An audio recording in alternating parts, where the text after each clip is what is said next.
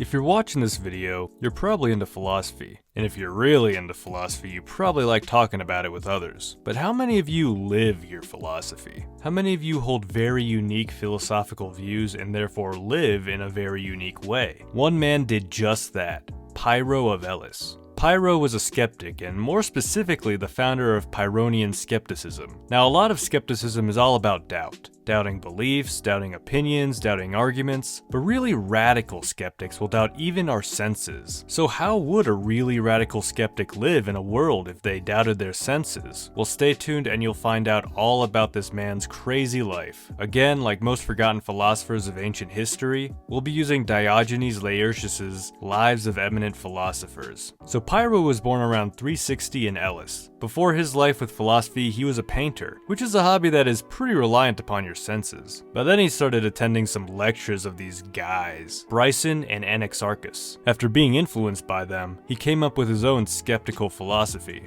For he said that nothing was either honorable or shameful, just or unjust. Similarly, for all cases he said that nothing exists in truth, but that men do everything on the basis of convention and custom. For each thing is no more this than that. Let's actually talk more about his philosophy before going back to his biography, because skepticism is pretty well known in philosophy but has also been critiqued quite a lot. One critique of skepticism is that it's self-defeating. If nothing can be known, then the statement, nothing can be known, should be unknown as well. In explaining the skeptic's philosophy, Diogenes focuses on the phrase, for every argument there is an opposing argument, that the skeptics use. Again, it's self-defeating, but Diogenes brings attention to when it becomes self-defeating. When it has destroyed every other argument, it turns on itself and is destroyed by itself. Just like purges, which first purge the foreign matter and then themselves are purged and destroyed. So I guess the skeptics agree that these arguments are self-defeating, but perhaps they want us to consider the timing of when it should be self-defeating. I don't know, I'm not totally convinced, but that is one attempt to address that criticism. Furthermore, the skeptics were not dogmatic in making these assertions.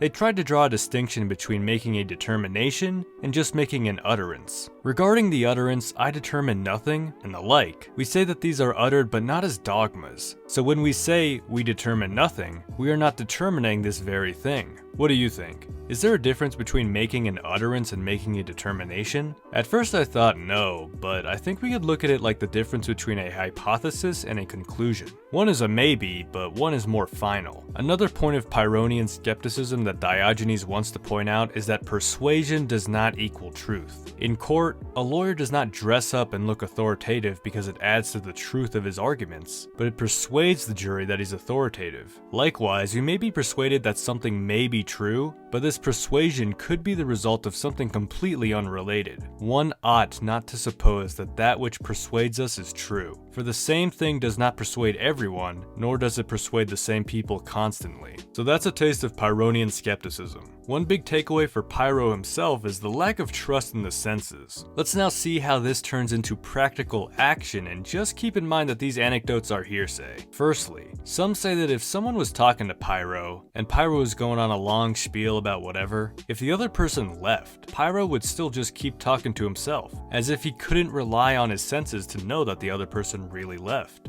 Alright, that's pretty weird, but maybe he just wanted to make his point or reach his conclusion for his own sake. Well, consider this. One time he was out walking and saw his friend and lecturer, Anaxarchus, had fallen into a ditch and needed help. Pyrrho apparently passed him and didn't offer any help.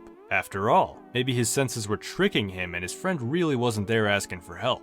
But okay, maybe he was just a bad friend, right? Well, again, consider this. One time his fellow passengers on a ship were frightened by a storm. He, however, was calm and serene, and pointing to a little pig on the ship who was eating away, said that the wise man ought to repose in just such a state of freedom from disturbance. Okay, well, maybe he was just brave, you know? You don't gotta be a radical skeptic doubting all your senses to be brave, right? There's no way he just doubted the storm that was happening around him and everyone was freaking out. Well, if all those stories didn't get you yet, this next one will probably be the one. They say, and Diogenes doesn't specify who they are, that when Pyrrho underwent surgery, he didn't even react. Okay, that's where I draw the line. I mean, yeah, those other stories are questionable, but there's no way he was able to just doubt away the pain he was feeling. At least I don't think so. But someone please educate me in the comments. Please tell me that you could just doubt away pain somehow. Like, I get how placebo effects are a thing, but to just doubt away the pain that comes from surgery seems surreal. Now, Diogenes does include another story where a dog attacked Pyrrho and he did react. Someone said, "Hey,